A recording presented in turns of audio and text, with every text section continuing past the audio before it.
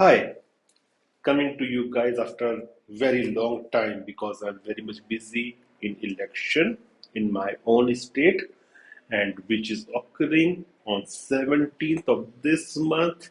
So you can understand my busyness. But there are n number of things about which we will talk in a short period of time. First of all, the war in Middle East, that is Israel-Palestine conflict or war is actually expanding. And I can see the expansion because from the Lebanese side also there is action and action is increasing and it is increasing from both the sides, from both the parties. So I'm not seeing it reducing right now, and the amount and the number of civilian casualties, the civilian deaths, the death of children is definitely increasing, and so is the pressure not only just upon Israel but also on United States and Western countries. And we have also seen that the voices to stop this war, to stop Israel from the aggressive campaign it has launched, is increasing even amongst the European capitals. And we saw one more thing, that there was a conference of OIC and Arab League there in Riyadh.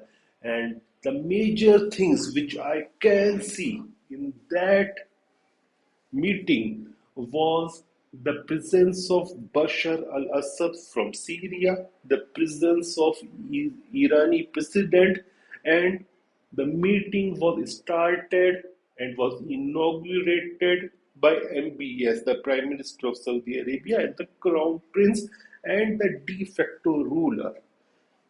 So there are signals coming that pressure will be there from these countries, from the global south, and also from some of the leaders and important regions in the Western capitals. Now, there were reports that many of the proposals in that meeting, especially the stoppage of usage of Arab states' airspace by Israel, should be denied. There was another proposal which was that American bases in the Middle East should not be allowed to ship military armaments to Israel. One more proposal was there about the petroleum oil embargo to Israel, but all of them were rejected. And they were blocked principally by Saudi Arabia, the UAE, the Jordan, Bahrain, and Egypt. Now, what I think regarding this is that it was good to be blocked because this is not a measure when you take in the start of a conflict. You keep some measures for a later on when the conflict is out of control.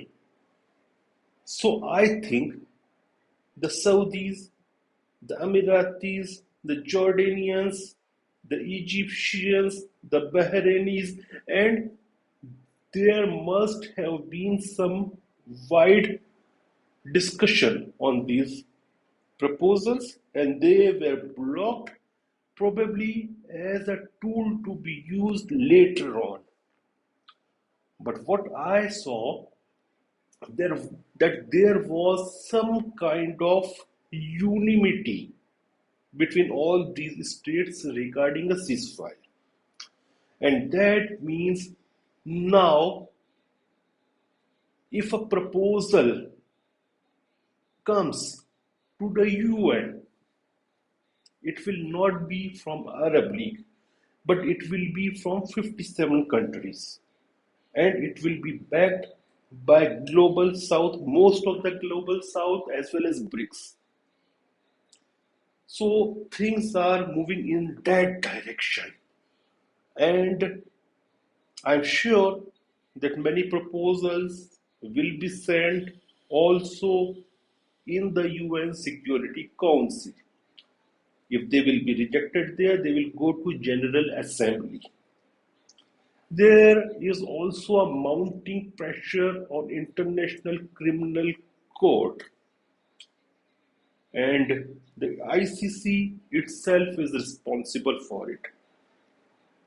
Because the way, the rapidity with which the ICC acted against Russian President Mr. Vladimir Putin, and they put a warrant against him,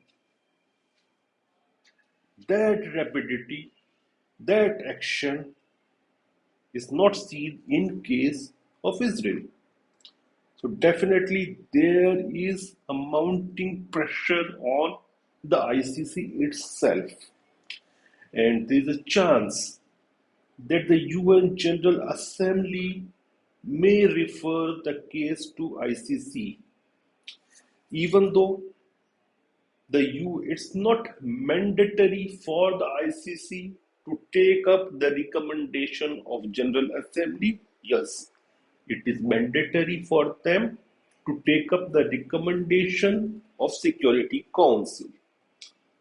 But nevertheless, the pressure is mounting upon the ICC as well because of what they did vis-a-vis Vladimir Putin, what they did vis-a-vis Ukraine war, what they did vis-a-vis Russia, and they did it especially before the BRICS session of South Africa.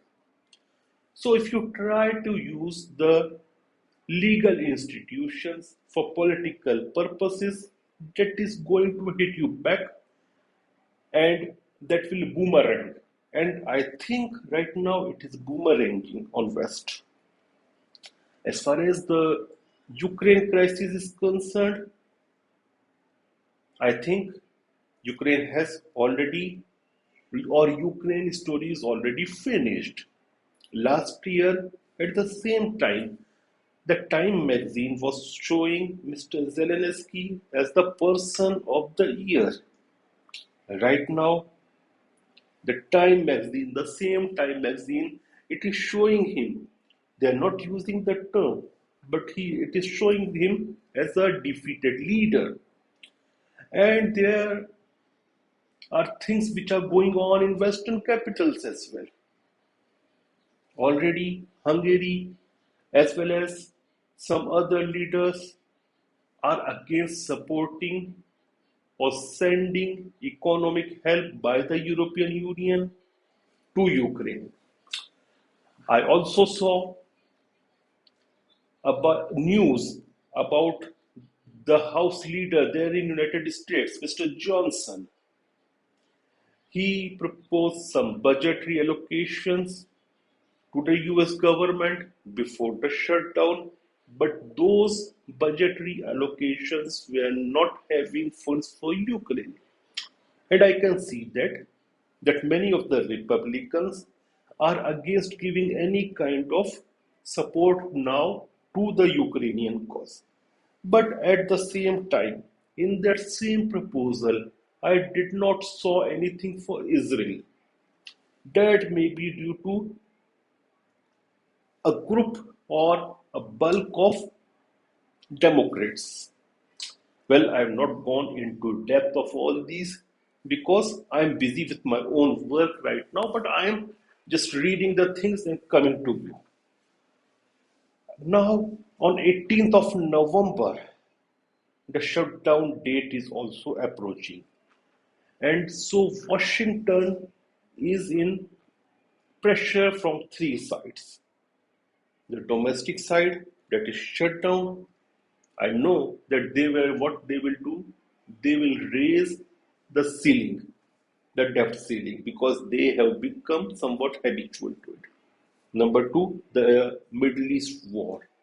And number three, the Ukraine war. So they are struggling on three fronts at the same time. And also the ratings of Mr. Joe Biden is falling by every passing day. Let's see what happens. I'll come back to you in 2 3 days, probably on 18th, with more summary. But what I can see right now, that pressure is there on West, especially United States, and on Israel for a ceasefire, especially due to the number of casualties of human beings which is occurring, civilian human beings I'm talking about. Also, the time is running out for Mr. Netanyahu, because the longer the IDF takes to complete their mission in Gaza, the more pressure they are going to get from the international community and also from elements within Israel. We should not forget about demonstrations which took place in Israel to prevent or to stop this war. So there are enormous pressure on Washington and on Israel. We will talk more about these things later. Thank you.